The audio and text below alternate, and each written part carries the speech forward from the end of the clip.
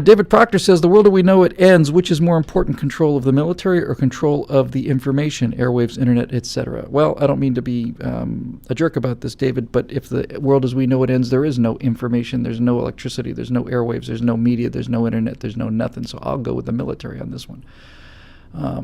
One of the things that is so disturbing about what this president is doing is he realized he doesn't have the political capital to sink aircraft carriers or to, chop up fighter jets. He apparently thinks he's got the political capital to cut our armed forces by 40,000 people.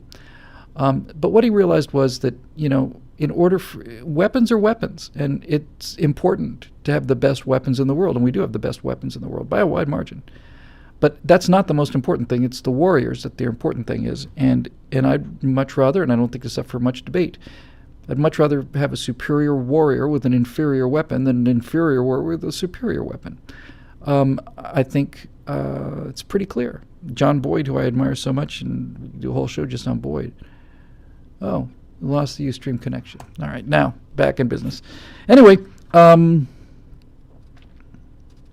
yeah. There is not going to be any airwaves or information. It's going to be just the military. And as I was saying, the warriors are the warriors are being struck out of the military. And the thing that I've found just to be so alarming, and it's a rather pithy phrase, but I do like it. I think I told the story of that Green. I changed his rank on purpose because I didn't want him identified. I think I said he was a major, he was a lieutenant colonel. Who basically was training 400 some Green Berets, and they asked him to check on tattoos and look for Maxim magazines and all the rest of it. And then they said, oh, and by the way, you need to ask your soldiers if they have any guns at home, and if so, what kind and who they belong to. And he said, I won't obey that order.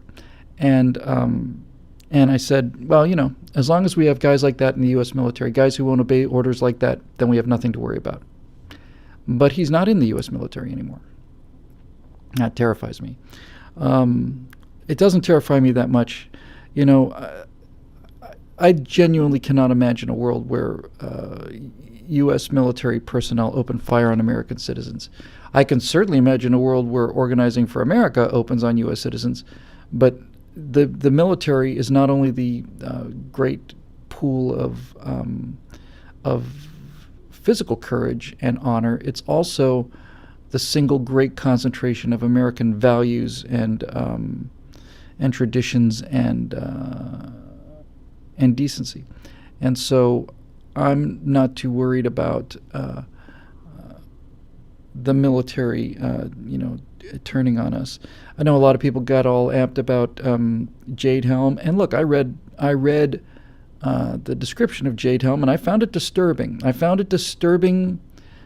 But I didn't lose my mind over it, and it's over, and Texas is still in one piece. So, this is the kind of thing we were talking about earlier with this idea of echo chambers and people being just so intolerant. And this is an important thing that I keep in mind all the time. This guy, this president, and this administration do so many things that are horrible, illegal, and appalling that you don't have to invent stuff like that. And I think we got a question like that coming up.